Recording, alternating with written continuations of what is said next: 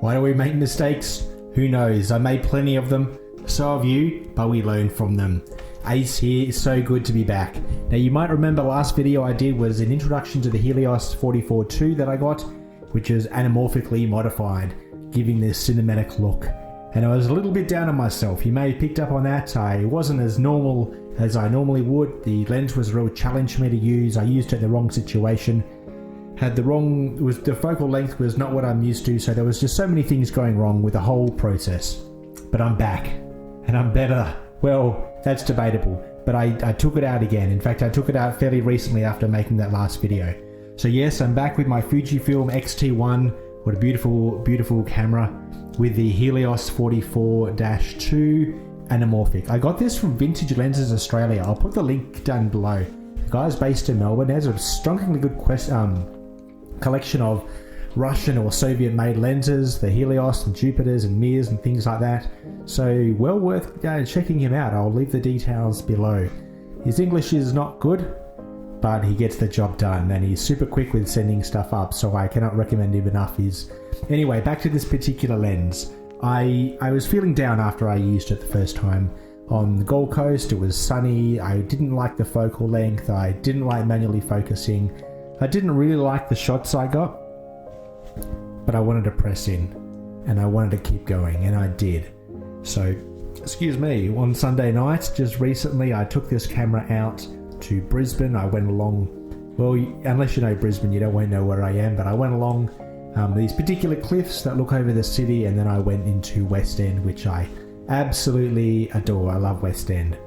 It was night, Sunday night. There was still quite a lot of people around, and I wanted to get some night shots, and I wanted to get some cinematic shots, because that's why I bought this camera, and that's why I bought this lens rather, to get that really creamy, overly, is that a word?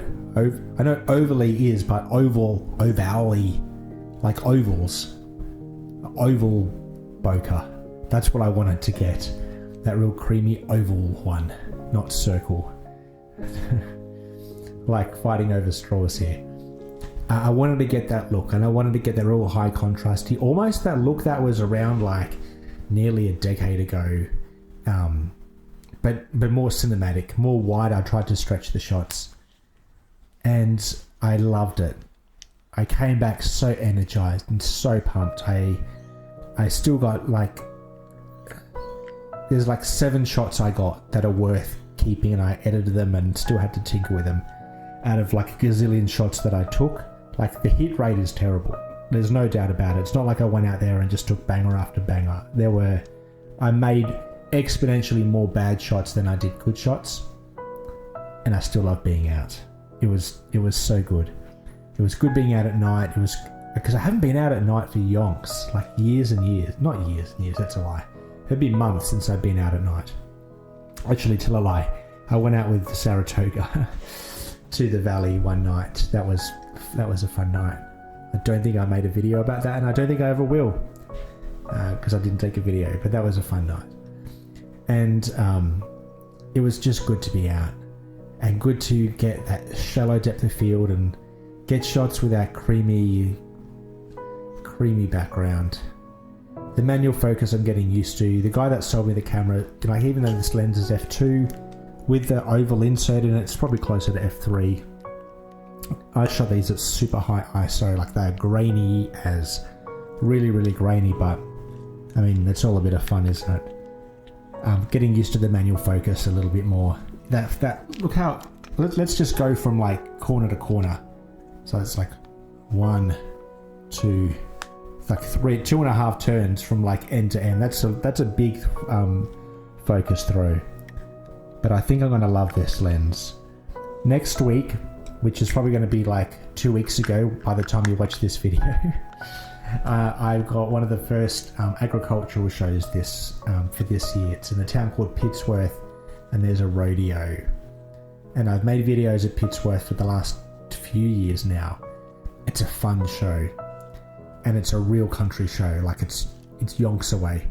I'm going to take this lens for the rodeo, and just to get some shots of cowboys and Indians and everything in between. I think it's going to be fun. I'm going to take this Fujifilm. I'll take the X-T1 because I love it. It's falling apart. I love this camera. Well, I'm waffling on. All I wanted to say, no, not that anyone asked, but I'm feeling so much better. The night shots were great. I think I'm going to like the Helios. I need to get used to the focal length. I need to get used to manually focusing. Let me know what you think about the shots. If you love them, hate them. Yes, they're grainy. I've put a white background around some of them, and I've stretched them as well in Lightroom. So I don't know if it works or not. I want you to let me know if you think it works. I think it looks pretty okay. They're not banger shots that I got, but they're not bad, and I'm not unhappy with them. Well, crew, I'm looking forward to getting this video out. I'm looking forward to hearing your thoughts. If you've got the Helios, if you're a Helios shooter, let me know. It still looks funny with the attachment, doesn't it? Like, it adds so much, like, stuff to it. Like, that's the lens, and that's the lens mount, which I had to glue together. No, I didn't have to glue the lens to the lens mount, but I had to fix the lens mount out. It broke in Noosa like 2 years ago. So long it is since I've used it. Well, crew, thanks for joining me. Waffling on a lot. But let me know your thoughts. Let me know if you're a Helios shooter. Remember, everything is an adventure when you've got a camera in your hands.